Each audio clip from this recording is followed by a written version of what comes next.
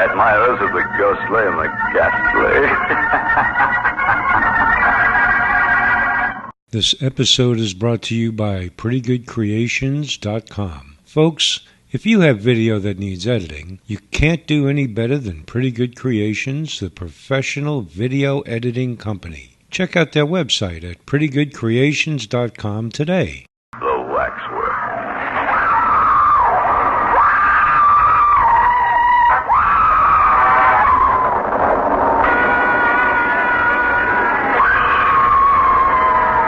While the uniformed attendants of Mariner's Waxworks were ushering the last stragglers through the great glass-paneled double doors, the manager sat in his office interviewing Raymond Hewson. The manager was speaking. Oh, there's nothing new in your request, sir. In fact, we refuse it to different people, mostly young bloods who've tried to make bets about 3 times a week, I should say. We have nothing to gain and something to lose by letting people spend the night in our murderer's den. If I allowed it and some young idiot lost his senses, what would be my position, eh? But your being a journalist somewhat alters the case. Hewson smiled. I suppose you mean that journalists have no senses to lose. No, of course not. But one imagines them to be responsible people. Besides, we have something to gain here. Publicity and advertisement. Yes, exactly, said Hewson. And there I thought we might come to terms. The manager smiled. Yes, I know what's coming. You want to be paid twice, do you? You know, it used to be said years ago that Madame Tussaud would give a man £100 for sleeping alone in the Chamber of Horrors. Well, I hope you don't think that we've made any such offer. What is your paper, Mr. Hewson? Well, I'm freelancing at present, sir, working on space for several papers. However, I would find no difficulty in getting the story printed. I'm sure the Morning Echo would use it like a shot. A night with Mariner's murderers. No live paper could turn it down, sir. Yes. How do you propose to treat it? Well, I shall make it gruesome, of course. Gruesome with just a saving touch of humor. The manager nodded and offered Hewson his cigarette case. Very well, Mr. Hewson. You get your story printed in the Morning Echo, and there'll be a £5 note waiting for you when you care to come and call for it. But, first of all, you realize it's no small ordeal that you're proposing to undertake. I'd like to be quite sure about you. I'd like you to be quite sure about yourself. I own I shouldn't care to take it on. I should hate having to sleep down there, alone, among them. Why? Asked Hewson. Oh, I don't know. Isn't any reason, I suppose. I don't believe in ghosts. If I did, I should expect them to haunt the scene of their crimes or the spots where their bodies were laid, instead of a cellar which happens to contain their waxwork images. Well, it's just that I couldn't sit alone among them all night without seeming to stare at me in the way they do. After all, they represent the lowest and the most appalling types of humanity. Well, the whole atmosphere of the place is unpleasant. And if you're susceptible to atmosphere, sir, I warn you that you're in for a very uncomfortable night. Hewson had known that from the moment when the idea first occurred to him. His soul sickened at the prospect. But he had a wife and a family to keep. So here was a chance not to be missed. The price of a special story in the Morning Echo with a £5 note to add to it. Besides, if he wrote the story well, it might lead to an offer of regular employment. The manager smiled at him and rose. Well, I think the last of the people must have gone by now. There is one condition I'm afraid I must impose upon you, sir. I must ask you not to smoke. We had a fire scare down in the murderer's den this evening. I don't know who gave the alarm, but whoever it was a false one. Fortunately, there were very few people down there at the time, or there might have been a panic. Now, if you're ready, we'll make a move.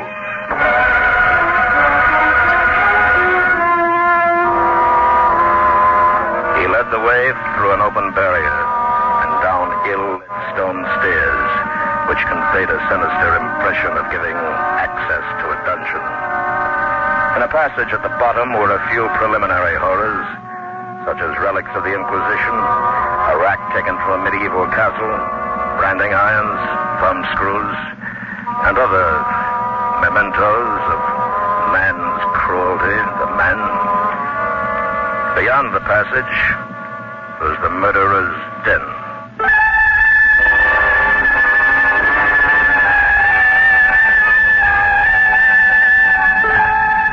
It was a room of irregular shape, with a vaulted roof and dimly lit by electric light, burning behind inverted bowls of frosted glass.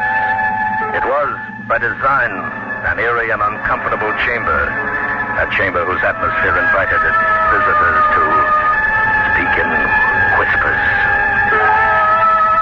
The waxwork murderers stood on low pedestals with numbered tickets at their feet. Recent notorieties rubbed dusty shoulders with the old favorites. Fertel, the murderer of Weir, stood as if frozen in the act of making a shop window gesture to young Bywaters. And there was Lefroy, the poor half-baked little snob who killed for gain so that he might ape the gentleman. Within 5 yards of him sat Mrs. Thompson, that erotic romanticist hanged to propitiate British middle-class matronhood. Charles Peace, the only member of the vile company who looked uncompromisingly and entirely evil, sneered across a gangway at Norman Thorne. Brown and Kennedy, the two most recent additions, stood between Mrs. Dyer and Patrick Mahan. The manager, walking around with Houston, pointed out several of the more interesting of these unholy notabilities. That's Crippen. I expect you recognize him, insignificant little beast who looks as if he couldn't tread on a worm. Oh, and that's Armstrong. But looks like a decent, harmless country gentleman, doesn't he? And there's old Vaquier. You can't miss him, of course, because of his beard. And this one... Who's that? Houston asked in a whisper. Here, come here, have a good look at him. This is our star turn. He's the only one of the bunch that hasn't been hanged. The figure which Houston had indicated was that of a small, slight man, not much more than 5 feet in height. It wore little waxed mustaches, large spectacles, and a caped coat. There was something so exaggeratedly French in its appearance that it reminded Houston of a stage caricature. He could not have said precisely why the mild-looking face seemed to him so repellent, but he'd already recoiled a step, and even the manager's company had cost him an effort to look again. But who is he? He asked. That, said the manager, is Dr. Baudet. Houston shook his head doubtfully. I think I've heard the name, but I forget in connection with what. The manager smiled. You'd remember better if you were a Frenchman. You know, for some long while, that man was the terror of Paris. He carried on his work of healing by day and of throat-cutting by night. He killed for the sheer devilish pleasure it gave him to kill, and always in the same way, with a razor.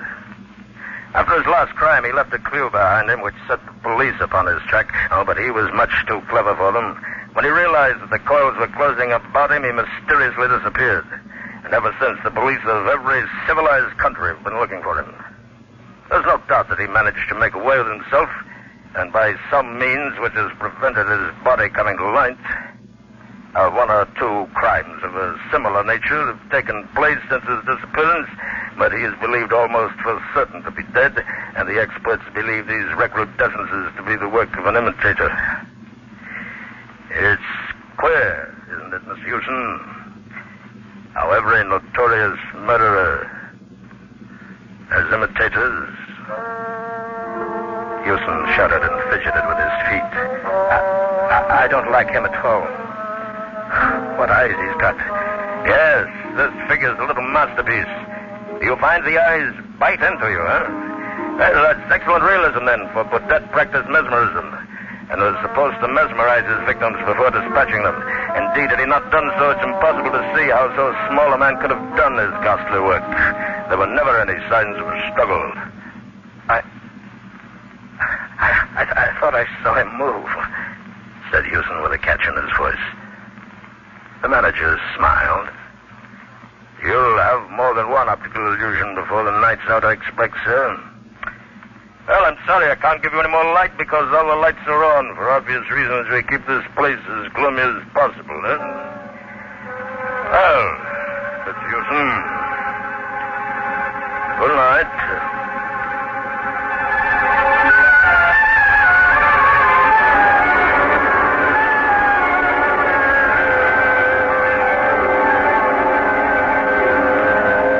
Houston wheeled a swivel chair, a heavy one upholstered in plush, a little way down the central gangway, and deliberately turned it so that its back was toward the effigy of Dr. Baudet.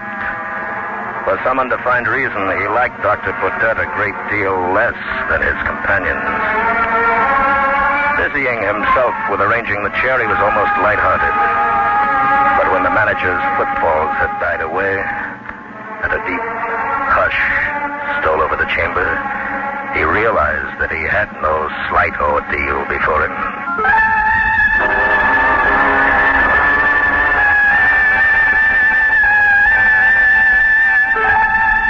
Among the many figures standing in stiff, unnatural poses, the effigy of the dreadful little doctor stood out with a queer prominence, perhaps because of a steady beam of light beat straight down upon it. Houston flinched before the parody of mildness which some fiendishly skilled craftsman had managed to convey in wax, met the eyes for one agonized second, and then turned again to face the other direction. He's only a waxwork like the rest of you, Houston muttered defiantly. You're all only waxworks. They were only waxworks, yes. But waxworks don't move. Oh, not that he had seen the least movement anywhere, but it struck him that in the moment or two while he'd looked behind him, there had been the least subtle change in the grouping of the figures in front. Crippen, for instance, seemed to have turned at least 1 degree to the left. Or, thought Houston, perhaps the illusion was due to the fact that he had not slewed his chair back into its exact original position. Oh, but there were Brown and Kennedy, too. Surely one of them had moved his hands.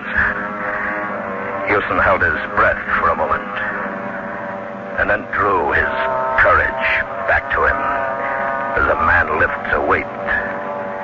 He took a notebook from his pocket and wrote quickly, memo, deathly silence and unearthly stillness of figures, like being at bottom of sea. Hypnotic eyes, Dr. Baudet. Figures seem to move when not being watched. He closed the book suddenly over his fingers and looked around quickly and awfully over his right shoulder. He had neither seen nor heard a movement, but it was as if some sixth sense had made him aware of one. He looked straight into the vapid countenance of Lefroy, which smiled vacantly back as if to say, "It wasn't I." No, of course it wasn't he, or any of them. It was his own nerves.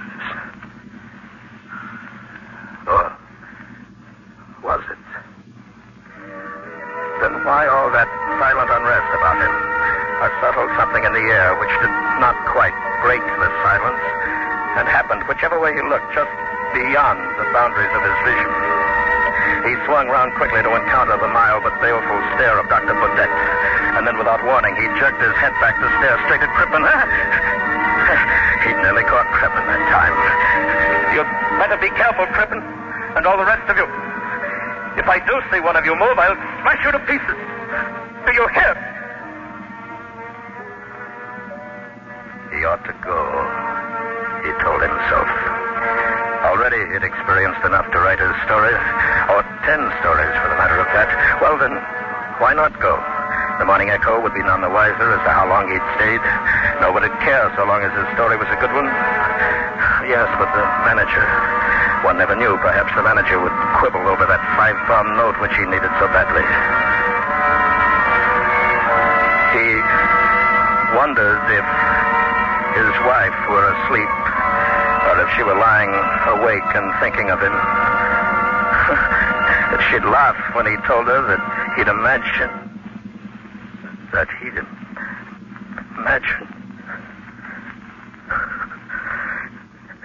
This was a little too much. It was bad enough that the waxwork effigies of murderers should move when they weren't being watched, but it was intolerable that they should breathe. Somebody was breathing. Or was it his own breath which sounded to him as if it came from a distance? He sat rigid, listening,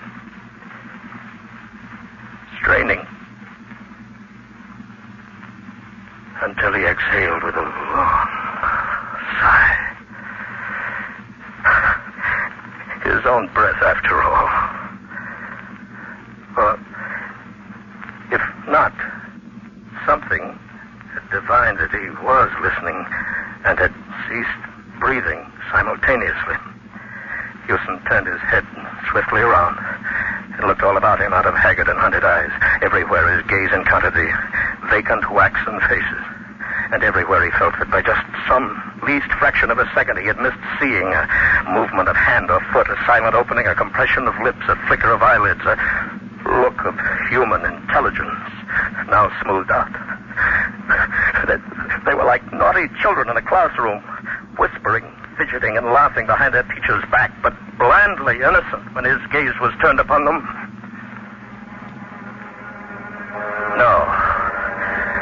No, this would not do. This distinctly would not do. He must clutch at something, grip with his mind upon something which belonged essentially to the workaday world, to the daylight London streets. He was Raymond Houston, an unsuccessful journalist, a living and breathing man, and these figures grouped around him were only dummies, so they could neither move nor whisper. Oh, what did it matter if they were supposed to be lifelike effigies of murderers? They were only made of wax and sawdust and stood there for the entertainment of morbid sightseers and urine-sucking trippers. Oh, that was better. Now, what was that funny story which somebody had told him in the Falstaff pub yesterday? Oh, yes.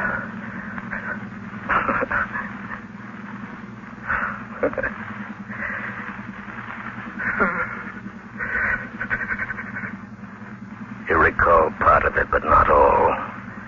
For the gaze of Dr. Baudet urged, challenged, and finally compelled him to turn. Houston half turned, and then swung his chair so as to bring him face to face with the wearer of those dreadful hypnotic eyes. His own eyes were dilated, and his mouth at first set in a grin of terror, lifted at the corners in a snarl, and then Houston spoke and woke 100 sinister echoes. You moved! Yes, you did, you moved! I saw you! You moved!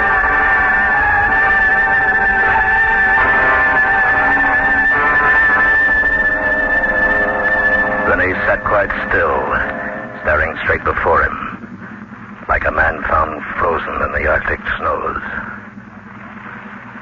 Dr. Baudet's movements were leisurely. He stepped off his pedestal with the mincing care of a lady alighting from a bus. The platform stood about 2 feet from the ground.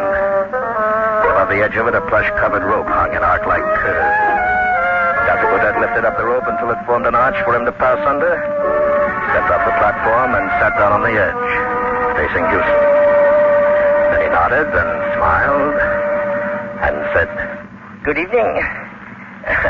I need hardly tell you that not until I overheard the conversation between you and the worthy manager of this establishment did I suspect that I should have the pleasure of a companion here for the night.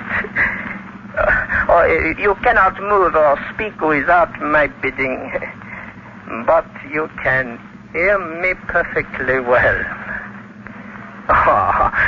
Something tells me that you are, shall I say, nervous? My dear sir, I have no illusions. I am not one of these contemptible effigies miraculously come to life. I am Dr. Baudet himself." He paused, coughed, and shifted his legs. Pardon me, but I am a little stiff. Please, let me explain. Circumstances with which I need not fatigue you have made it desirable that I should live in England. I was close to this building this evening when I saw a policeman.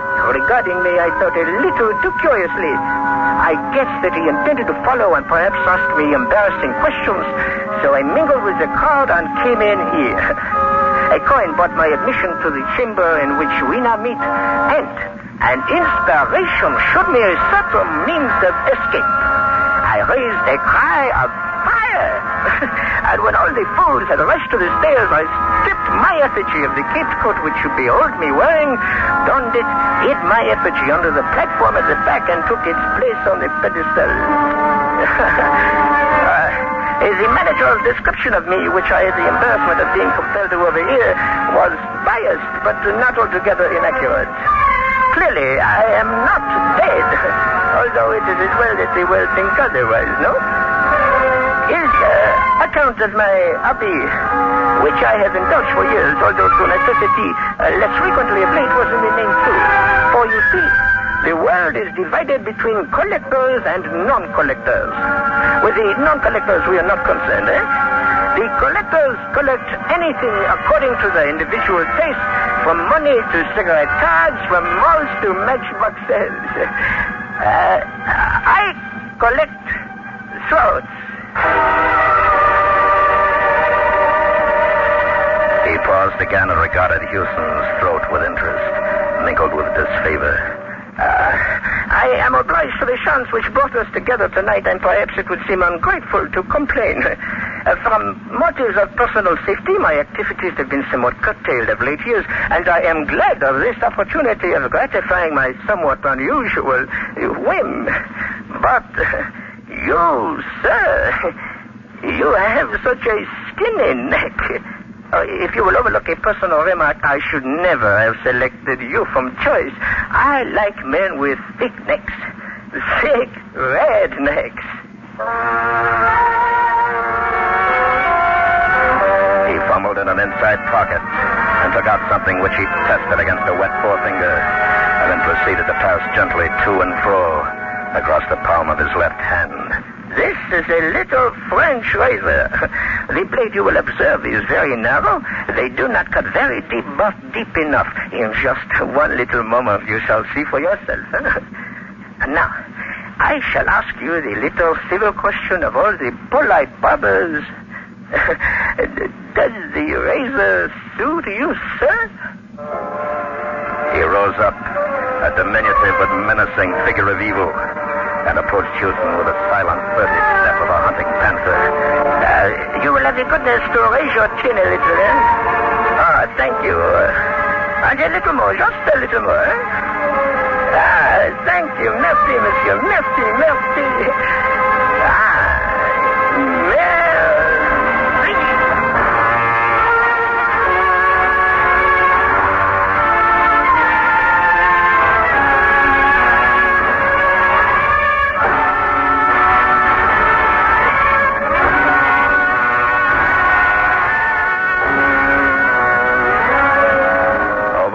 The chamber was a thick skylight of frosted glass, which by day let in a few sickly and filtered rays from the floor above. After sunrise, these began to mingle with the subdued light from the electric bulbs, and this mingled illumination added a certain ghastliness to a scene which needed no additional touch of horror. The waxwork figures stood apathetically in their places, waiting to be admired or execrated by the crowds who would presently wander fearfully among them. In their midst, in the center gangway, Houston sat still, leaning far back in his swivel chair. His chin was up-tilted as if he were waiting to receive attention from a barber. And although there was not a scratch upon his throat, nor anywhere upon his body, he was cold and dead. Dr. Baudet, on his pedestal, watched the dead man, unemotionally. He did not move, nor was he capable of motion. But then, after all, he was only a waxwork.